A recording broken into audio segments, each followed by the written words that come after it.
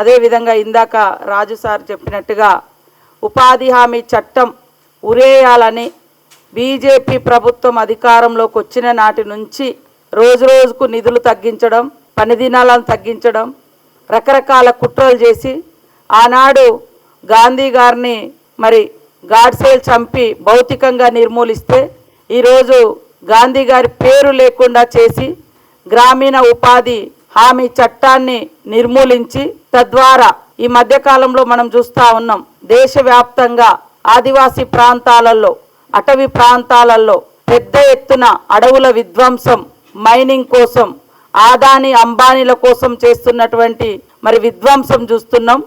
అక్కడ ఈ కూలీ ఇక్కడ లేకుండా చేసి ఉపాధి హామీ చట్టం లేకుండా చేసి అక్కడ వెట్టి చాకిరి కోసమో లేదా ఇంకొక రకంగా చేసే కుట్రలో భాగమే ఈరోజు ఈ జీ రామ్జీ ఉపాధి హామీ చట్టం అని సందర్భంగా తెలియజేస్తా ఉన్నాను.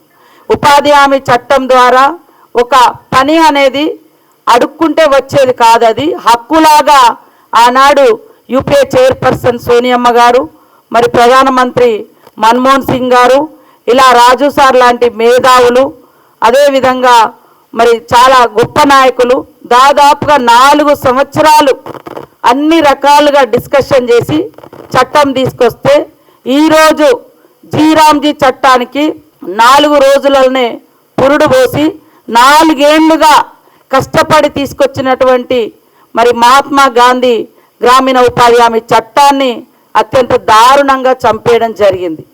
ఈరోజు మనం చూస్తే గతంలో దేశవ్యాప్తంగా ఉన్నటువంటి పని దినాలను రోజు రోజుకు తగ్గిస్తే లాస్ట్ ఇయర్ గత ఏడాదితో పోలిస్తే దేశవ్యాప్తంగా 45 కోట్ల పని దినాలు తగ్గించారు ఈ ఇయర్. అదేవిధంగా గతంలో మనకు 12 కోట్ల పని దినాలు వస్తే ఈసారి మరి 5 కోట్ల పని దినాలకు కోత పెట్టారు. చెప్పడానికేమో 100 రోజుల పనిని 125 రోజులు అని చెప్పిండ్రు, కానీ అది అంతర్గతంగా మొత్తం కూడా దాన్ని తగ్గించే కుట్రనే. దాంట్లో భాగంగానే ఈరోజు పేరు మార్చుడు కానీ లేదా పని దినాలు కూడా గతంలో 200 రకాల పని దినాలు ఉండేది. ఆ గ్రామంలో ఆ పని అనేది 200 రకాల పనులు చేసుకునేది. కాలువలు కావచ్చు, సిల్టులు కావచ్చు, మొక్కలు కటింగ్ కావచ్చు, రోడ్లు సాఫ్ చేసుకోవడం కావచ్చు, సీసీ రోడ్లు కావచ్చు, లేదా ఇంకా డ్రైనేజీలు కావచ్చు, రకరకాల వర్క్స్ అక్కడ మనం నిర్దేశించుకున్న ప్రకారంగా.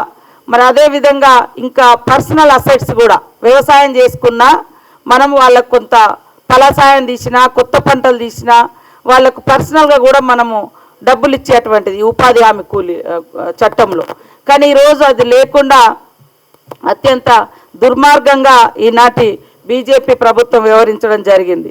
అదే కాకుండా మరి ఈరోజు ఈ ఉపాధి హామీ పనులలో దేశవ్యాప్తంగా 60% మహిళలు చేస్తే తెలంగాణలో 62% మహిళలు పార్టిసిపేట్ చేస్తున్నారు. మరి 90% ఎస్సీ ఎస్టీ మహిళలే ఉపాధి హామీ కూలీలుగా ఉన్నారు. ఈరోజు మనం చూసినాం కరోనా కష్టకాలంలో గట్టెక్కిచ్చింది.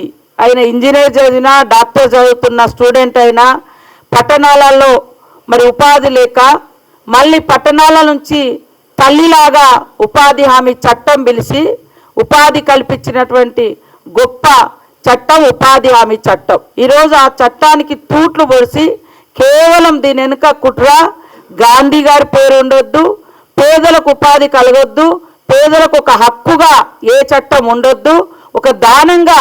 మీకు తెలుసు బీజేపీ ప్రభుత్వం ఎప్పుడు కూడా సబ్సిడీలు ఎత్తేయాలని మాట్లాడుతుంటుంది.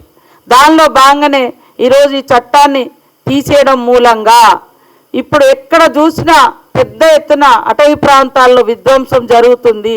రేపు రాబోయే కాలంలో మైనింగ్లలో కూలీలుగా మార్చి ఇక్కడ సొంత ఊర్లలో పని హక్కు లేదు, పని చట్టం ఉండదు. కాబట్టి ఇంకా ఎక్కడికో ఒక కాడికి పోయి బతికేటువంటి దుర్మార్గమైనటువంటి దుష్ట ఆలోచనే ఈరోజు మరి గ్రామీణ ఉపాధి హామీ చట్టాన్ని, గాంధీ గారి పేరు మీద ఉన్న చట్టాన్ని తూట్లు పొరవడము. కాబట్టి దీన్ని మేము తీవ్రంగా ఖండిస్తూ ఉన్నాం.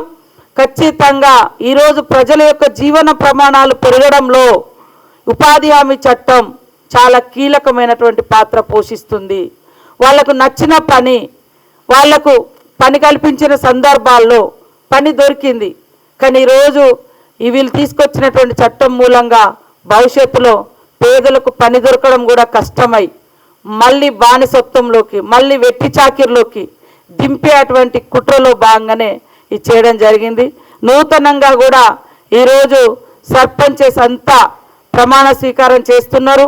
వారందరికీ కూడా సర్పంచులకు ఉప సర్పంచులకు శుభాకాంక్షలను తెలియజేస్తూ మరి ఈ యొక్క ఉపాధి హామీ చట్టాన్ని రక్షించుకోవడం కోసం ప్రతి గ్రామంలో ఉపాధి హామీ కూలీల ద్వారా ఎక్కడికక్కడ నిరసన ర్యాలీలు, అదేవిధంగా దీక్షలు, మరి గ్రామ పంచాయతీలలో తీర్మానాలు కూడా చేయించి కేంద్రానికి పంపిస్తామని కూడా ఈ సందర్భంగా తెలియజేస్తూ రాష్ట్రంలో ఉన్నటువంటి ఆల్ పార్టీస్, అదేవిధంగా దేశవ్యాప్తంగా ఉన్న పేదల పక్షాన ఉన్నటువంటి మేధావులు, రాజకీయ పార్టీలు కానీ అందరూ ఈ చట్టాన్ని రక్షించుకోవడం కోసం ఇవాళ దొడ్డిదారిన ఒకటే ముద్దు పేరు కనబడుతుంది, 125 రోజులు అనేది.